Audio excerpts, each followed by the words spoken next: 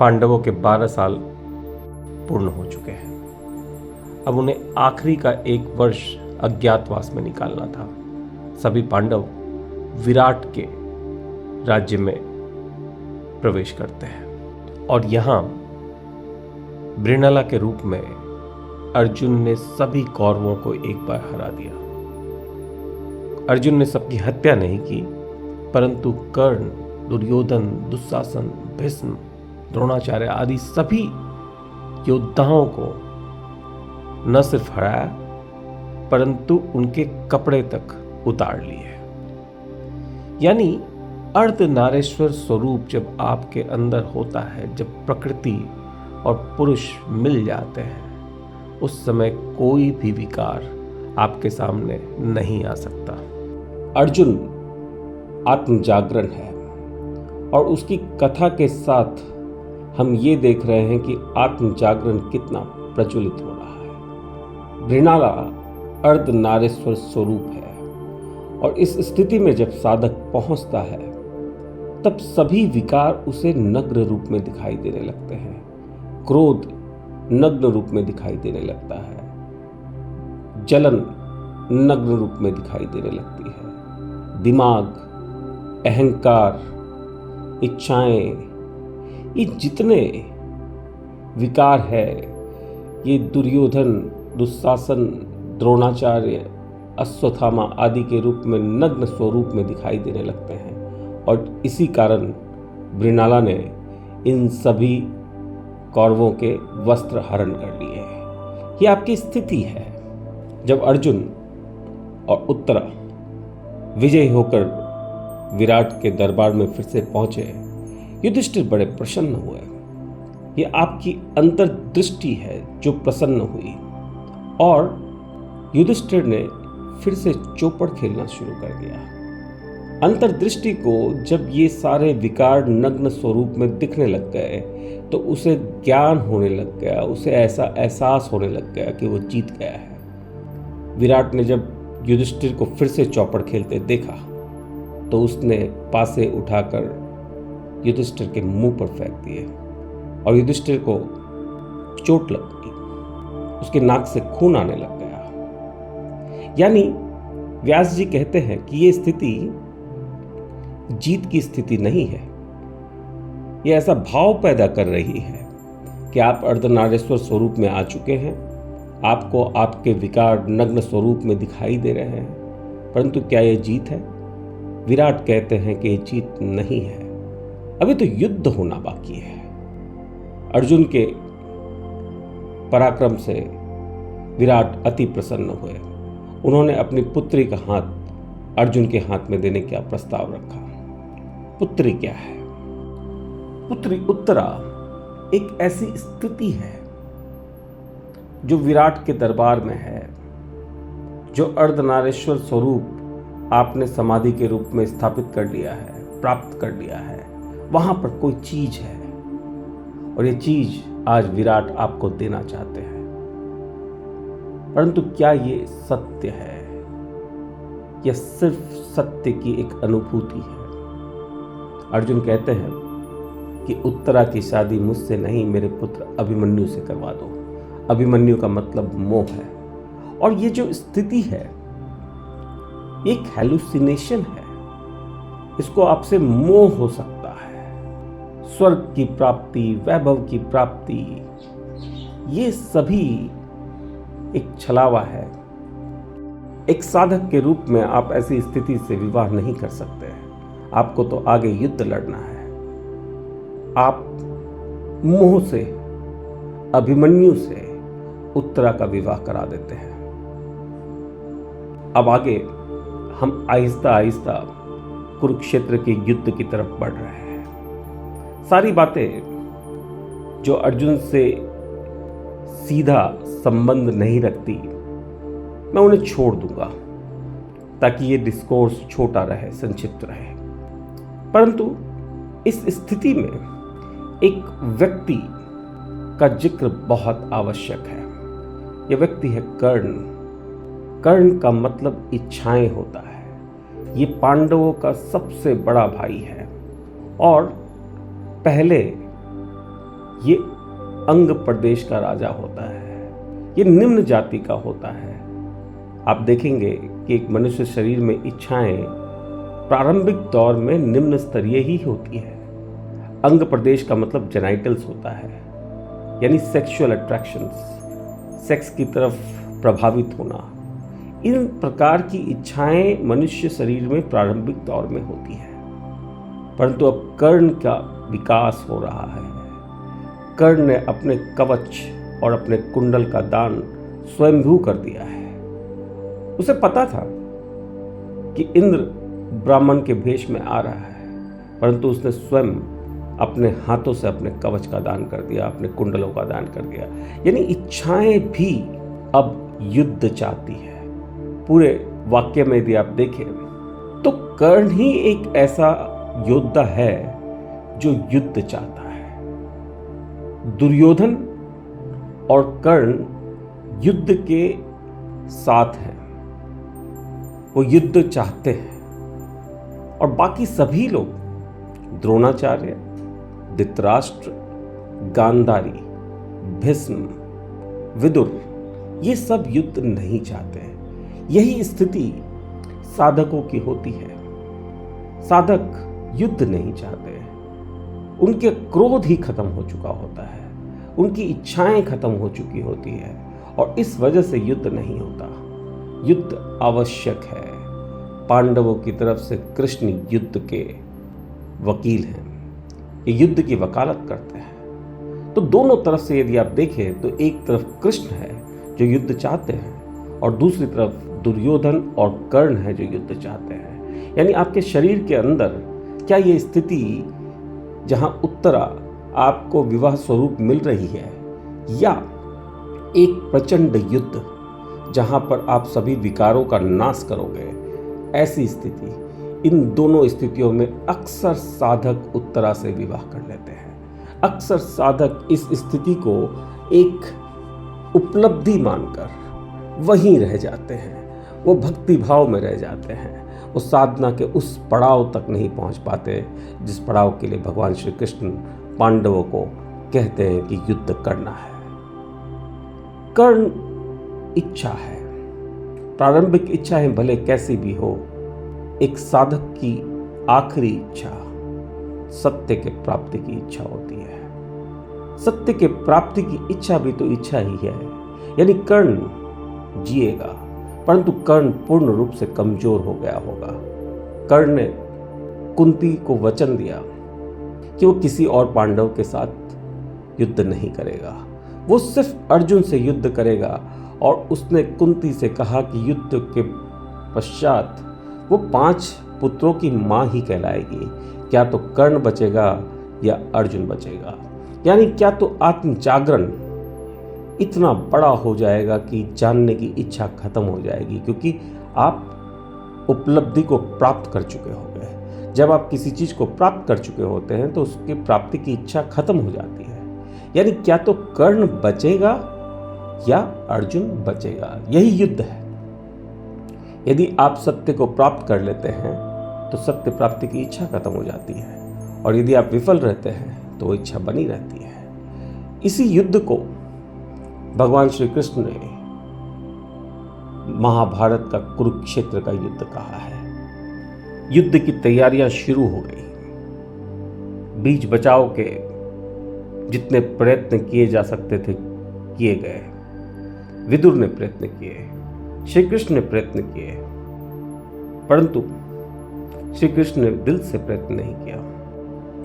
धृतराष्ट्र ने विदुर से कई बार बातें की, यानी अज्ञानता, उदासीनता से बात कर रही है, परंतु विदुर की बातें धृतराष्ट्र को समझ नहीं आई।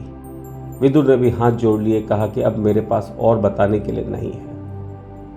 2 गुरु सनत और सुजाता ने आकर धृतराष्ट्र से बात की, और उन्होंने जीवन को जीने का, धर्म का उपदेश दिया। ये युद्ध जब तक आपकी अज्ञानता आपको इजाजत नहीं देती तब तक नहीं हो सकता। ये युद्ध पांडवों और कौरवों के ही बीच नहीं है। ये युद्ध आपके अंतर मन के अंदर होने वाला है, यानी अज्ञानता की इजाजत आवश्यक है। दोनों सेनाएं तैयार हो रही थी। एक तरफ भीष्म को सेनापति चुना गया और दूसरी तरफ धृष्टद्युम्न, जैसा मैंने आपको बताया, ये द्रौपदी के भाई हैं और ये सेक्सुअल एनर्जी को स्पिरिचुअल एनर्जी में कन्वर्ट करने की प्रणाली है। ये सेक्सुअल ट्रांसम्यूटेशन है और पांडवों का सेनापति यही सेक्सुअल ट्रांसम्यूटेशन होगा। दूसरी तरफ आत्मा है। युद्ध का प्रारंभ होने वाला है और यही एक बहुत बड़ी शिक्षा, जिसका नाम गीता है, कृष्ण द्वारा अर्जुन को दिया जाने वाला है। हम इस पर थोड़ा समय लगाएंगे। अर्जुन ने कृष्ण से कहा कि मेरा रथ दोनों सेनाओं के बीचों बीच ले जाकर खड़ा कर दीजिए, और कृष्ण ऐसा करते हैं। इसका अर्थ यह है कि यदि हम पांडवों को अच्छा मानते हैं और कौरवों को बुरा मानते हैं, तो आत्मजागरण यानी अर्जुन दोनों से ही दूरी बनाकर इक्वल डिस्टेंस पर रखकर कृष्ण से संवाद करना चाहते हैं। इसका मतलब अच्छाई या बुराई, कृष्ण और अर्जुन दोनों उससे इक्वल डिस्टेंस पर है, एक दूरी बनाकर है और इक्वल दूरी बनाकर है। न तो वो सच की तरफ है, न वो झूठ की तरफ है, न वो अच्छे की तरफ है, न वो बुरे की तरफ है, न वो ईश्वरों की तरफ है, न वो दानवों की तरफ है। सत्य की प्राप्ति के लिए, गीता को सुनने के लिए ये स्थिति अनिवार्य है। जब आप इन सभी चीजों को माया समझकर अपने से दूर करते हैं, एक दूरी बनाए रखते हैं सभी चीजों से, और यहां अर्जुन और कृष्ण का संवाद होना शुरू होगा। अर्जुन विषाद में है, दुखी है। वो कहते हैं कि यदि ये सारे मेरे भाई हैं, ये सारे मेरे रिश्तेदार हैं, दुर्योधन क्रोध है, मुझे पता है, दुशासन द्वेष है, मुझे पता है, अश्वत्थामा अहंकार है, मुझे पता है, भीष्म आत्मा है, मुझे पता है, धृतराष्ट्र अज्ञानता है, मुझे पता है, गांधारी पाखंड है, मुझे पता है, परंतु मैं इन सबको मारूं क्यों? यही तो मेरे रिश्तेदार हैं जिनके साथ मैंने इस जीवन का अब तक पालन किया है, इस जीवन में जिया ही इनके साथ हूं, और इनके बिना ऐसा क्या मिल जाएगा जिसकी प्राप्ति के लिए मैं इनकी हत्या कर दूं? और यदि ऐसा कुछ मिलने वाला है तो मुझे ऐसा कुछ नहीं चाहिए, क्योंकि वो भी तो एक मोह है, वो भी तो एक इच्छा है, वो भी तो एक लालच है। ऐसा सत्य जो मेरे इन सब रिश्तेदारों को मारकर मिलता हो, तो ऐसा सत्य मुझे नहीं चाहिए, ऐसा अर्जुन कृष्ण को कहते हैं। ये सेल्फ अवेयरनेस की पहली स्थिति है। कृष्ण समझाते हैं कि आत्मा या चेतना ये परमानेंट है और जो शरीर है ये टेम्पररी है, और ये जो जन्म हमने लिया है इसके कुछ कर्तव्य हैं, और उन कर्तव्यों का निर्वाह करते वक्त हमें इन सब बंधनों से आजाद होकर किसी फल की आशा किए बिना इन बंधनों के साथ युद्ध करना है। कृष्ण की ये बात अधिकतर सामान्य बुद्धि वालों के लिए बड़ी जटिल है। एक गधा कार्य करता है और उसे कोई फल नहीं मिलता। यदि आप किराने वाले हैं और आपने दूध की पैकेट बेची है और आपको उसके पैसे नहीं मिलते, तो क्या आप दूध की पैकेट बेचते रहेंगे? यह कृष्ण का जो वाक्य है ये बहुत गूढ़ है, बहुत गहरा है। ये बंधनों से टूटने के लिए इसलिए नहीं कहते कि आपको फल की प्राप्ति नहीं करनी है, परंतु ये फल की प्राप्ति और भय से मुक्त होकर कार्य को करने कहते हैं। क्योंकि यदि एक कसाई है और वो भावनाओं से परे है तो वो ज़्यादा काटेगा। एक सैनिक यदि भावनाओं से परे है तो वो ज़्यादा मारेगा। एक व्यापारी यदि भावनाओं से परे है तो वो ज़्यादा सफल होगा। उसी प्रकार एक साधक यदि भावनाओं से परे है तो वो जल्दी प्राप्ति करेगा। आप फलों को छोड़ते नहीं हैं, परंतु फलों से जुड़ी आशा और निराशा, लालच और भय, इनसे मुक्त होते हैं। फल तो मिलेगा ही, यदि कोई कार्य कर रहे हैं तो फल तो मिलेगा ही। और इसे भगवान श्री कृष्ण राजयोग कहते हैं। ये राजाओं के लिए है। श्री कृष्ण कहते हैं कि ये ज्ञान है जो अब तक तुमने प्राप्त किया है, परंतु ज्ञान के साथ विज्ञान होना जरूरी है। ज्ञान नॉलेज है, विज्ञान एक्सपेरिमेंटेशन है। यदि ज्ञान सिर्फ आपने अर्जित किया और अपने ऊपर लागू नहीं किया, तब कोई फल नहीं मिलेगा। यानी अभी तक जो आपने सीखा है, इसे आपको अपने ऊपर कार्यान्वित करना है। और इसीलिए उन्होंने ज्ञान और विज्ञान दोनों के बारे में बताया। श्री कृष्ण की ये बातें वेदांत थियरी और संख्या थियरी, ये दोनों में है। और उनके शब्दों का उपयोग दोनों धारणाओं के अनुकूल है। वो पुरुष और प्रकृति शब्द का भी इस्तेमाल करते हैं और माया और ब्रह्म शब्द का भी इस्तेमाल करते हैं। वो योग के बारे में बताते हैं। और पहले योग में, योग का मतलब क्या है ये समझिएगा। योग का मतलब कोई पोस्चर नहीं है।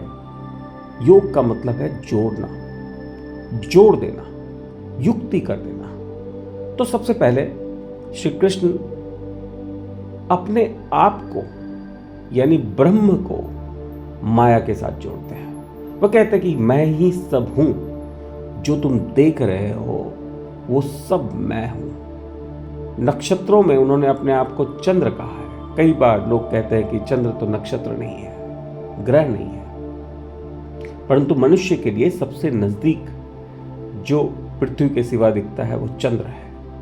और सबसे बड़ा चंद्र का ही शरीर के ऊपर असर होता है। वो पांडवों में कहते हैं कि मैं पांडवों में अर्जुन हूं। यानी पहले वो माया से अपने आप को जोड़ते हैं और फिर शरीर के अंदर वो कौन सा ऐसा भाव है जो ईश्वर है, उसके लिए कहते हैं कि मैं अर्जुन हूं। अर्जुन क्या है? आत्म जागरण। यानी हमारे अंदर जो आत्म जागरण पैदा होता है, ये भगवान श्री कृष्ण का स्वयं का स्वरूप है। कृष्ण ओम शब्द का इस्तेमाल कहते हैं और इसे अक्षर कहते हैं। वो कहते हैं कि ये अक्षर मैं ही हूं। अक्षर और ब्रह्मन यानी परमात्मा और ओम की युक्ति है। मैं एक ऐसी एनर्जी हूं जो इमेजिनेशन के बाहर है। मैं ही ओम हूं। यानी पहली युक्ति भगवान श्री कृष्ण अपनी ओम के साथ करते हैं। और ये सिर्फ भारतीय संस्कृति में नहीं है। यदि आप मिस्र की सभ्यता देखें तो वहां पे ओम की जगह आमुन नाम का एक देवता के बारे में जिक्र है। और रा सूर्य है, वही सबसे बड़ा देवता है। आमुन रा। दूसरा एक शब्द मैं आपसे बताऊंगा, राम। रा और म, आमुन रा और राम, ये दोनों शब्द भगवान श्री कृष्ण ने भागवत में समझाया। ओम के साथ खुद को जोड़ना और खुद के साथ मनुष्य जाति को जोड़ना, ये योग है। ये योग आपको भगवान से और भगवान को ओम से जोड़ता है और ये पूरी सृष्टि को आपके अंदर दर्शाना शुरू कर देता है। एक अर्जुन ये सारी चीजें सुनकर समझ नहीं पा रहा और कृष्ण को कुछ ऐसा करना पड़ेगा कि अर्जुन समझने लगे। अर्जुन और कृष्ण के बीच में कई संबंध हैं। ये भाई हैं, ये जीजा साला हैं, ये मित्र हैं।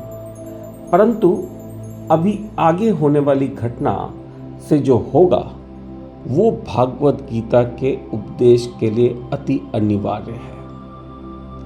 भगवान श्री कृष्ण अर्जुन को दिव्य दृष्टि देते हैं और इस दिव्य दृष्टि से अर्जुन भगवान श्री कृष्ण का विराट स्वरूप देखता है, जिसके अंदर ये जो युक्ति है, ये जो योग है, ये उसे साक्षात दिखाई देने लगता है। कृष्ण संपूर्ण ब्रह्मांड को अपने अंदर लिए होते हैं और उसी ब्रह्मांड के अंदर, उसी कृष्ण के अंदर अर्जुन अपने आप को गीता का उपदेश सुनता हुआ खुद दिखाई देता है।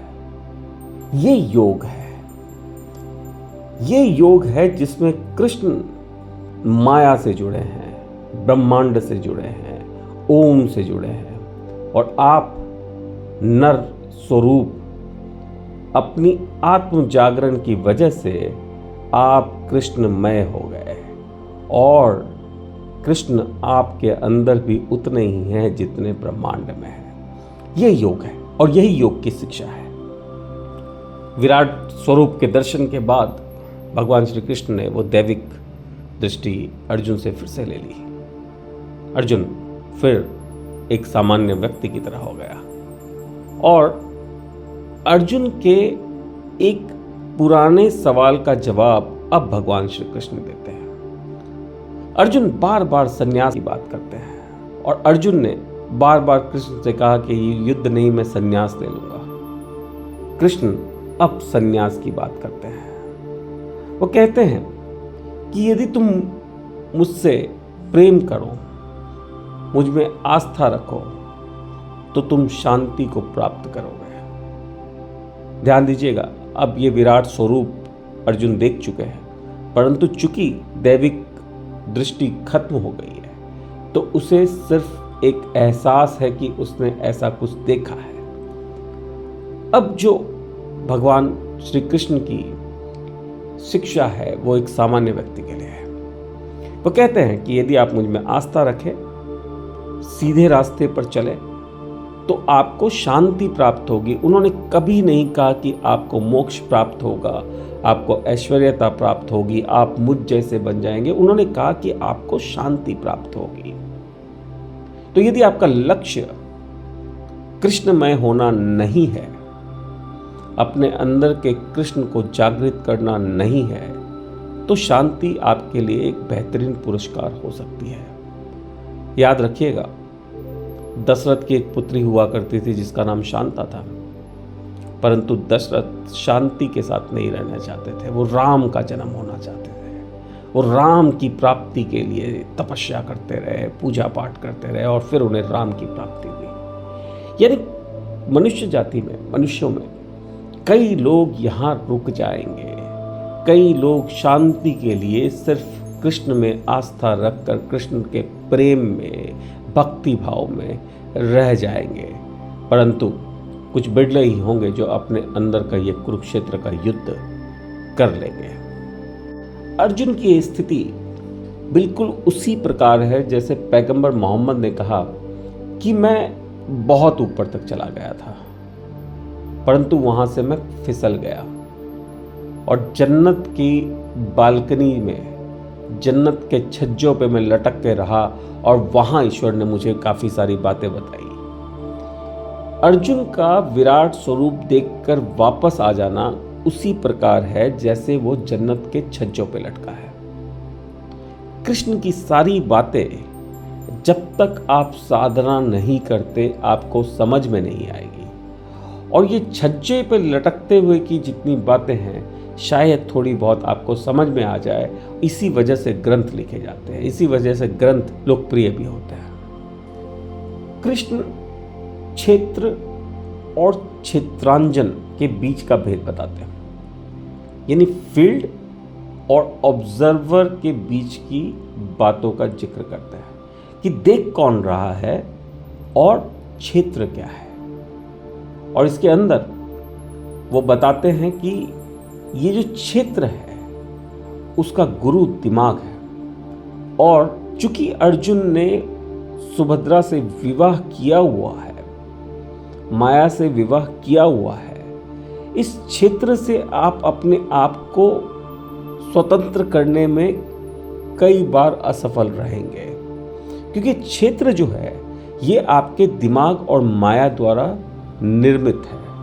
और उसे करने के लिए भगवान श्री कृष्ण अहंकार और आत्म जागरण के बारे में बताते हैं। अहंकार अश्वत्थामा है। ये दोनों शिष्य अश्वत्थामा और अर्जुन द्रोणाचार्य के प्रिय हैं, परंतु दोनों एक नहीं है। अहंकार और आत्म जागरण में बिल्कुल उसी प्रकार फर्क है जैसा अश्वत्थामा और अर्जुन में है। भगवान श्री कृष्ण गुणों के बारे में बताते हैं कि शरीर के अंदर कौन से गुण होते हैं, और ये गुणतरीय विभाग की जो शिक्षा है यही आपको क्षेत्र और क्षेत्रांकन के बीच का फर्क बताएगी। ये जो क्षेत्र है इससे स्वतंत्र होने के लिए आपके अंदर 3 गुण होते हैं। सत्व होता है, राजस होता है और तमस होता है। आप ये तीनों गुणों की वजह से ही एक आइडेंटिटी बने हैं, एक सेल्फ आइडेंटिटी क्रिएट हुई है। ये तुरंत ज्ञान लेना और ज्ञान को अपने ऊपर एक्सपेरिमेंट करना इतना आसान नहीं है, क्योंकि आपकी सेल्फ आइडेंटिटी के अंदर तमस भी है, राजस भी है और सत्व भी है। और यही कारण है कि इन तीनों से जब तक आपको स्वतंत्रता नहीं मिलेगी तब तक आप क्षेत्र क्षेत्रांजन के बीच का जो रिश्ता है इसे नहीं तोड़ पाएंगे।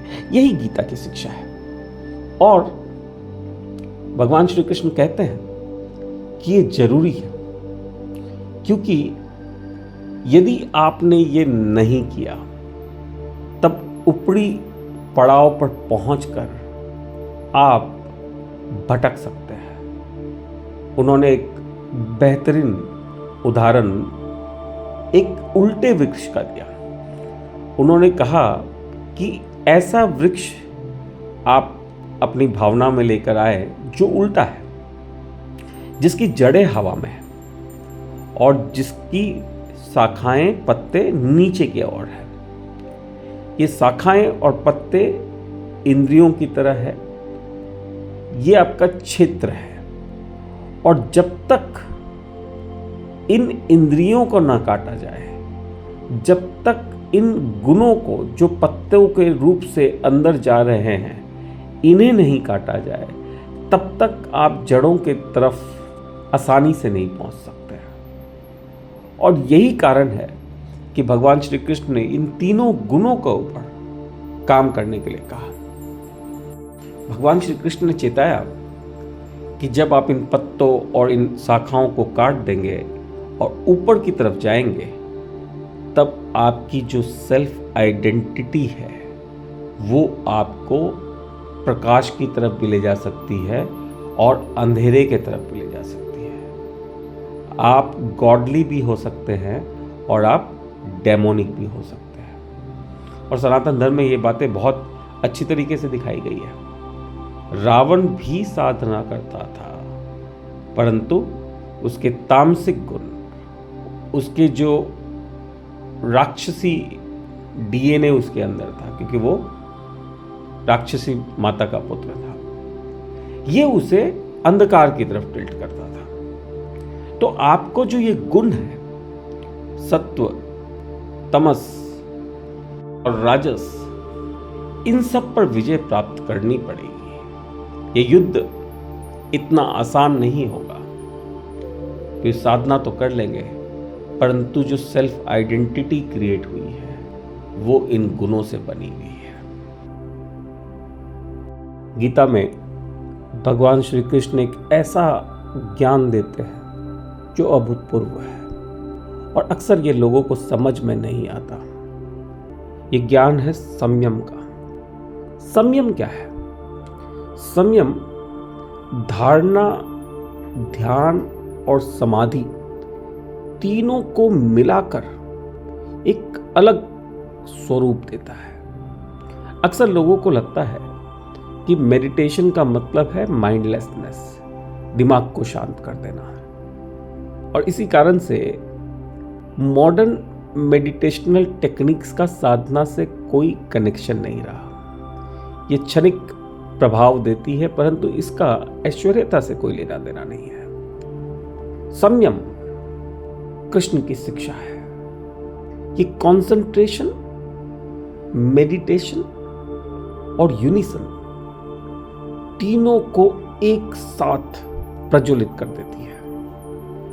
मैंने शुरुआत में कहा था कि एकलव्य कंसंट्रेशन का प्रतीक है, फोकस का प्रतीक है, और मैंने कहा था कि कंसंट्रेशन या एकलव्य का बहुत बड़ा महत्व तो नहीं है, परंतु ये संयम है जहां एकलव्य फिर से आएगा। एकलव्य की कहानी में बहुत कम लोगों को पता है कि एक बार राजसूय का यज्ञ हुआ, युधिष्ठिर ने किया था, और एकलव्य वहां आए और एकलव्य ने युधिष्ठिर को कुछ अद्भुत जूते दिए। ये यूनानी कहानी में पर्सियस के सैंडल से मिलता जुलता है। इन सैंडल्स या जूतों को पहनकर आप उड़ सकते थे। यानी कंसंट्रेशन ने इंटरनल साइट को एक दैविक जूतों की जोड़ी दी थी।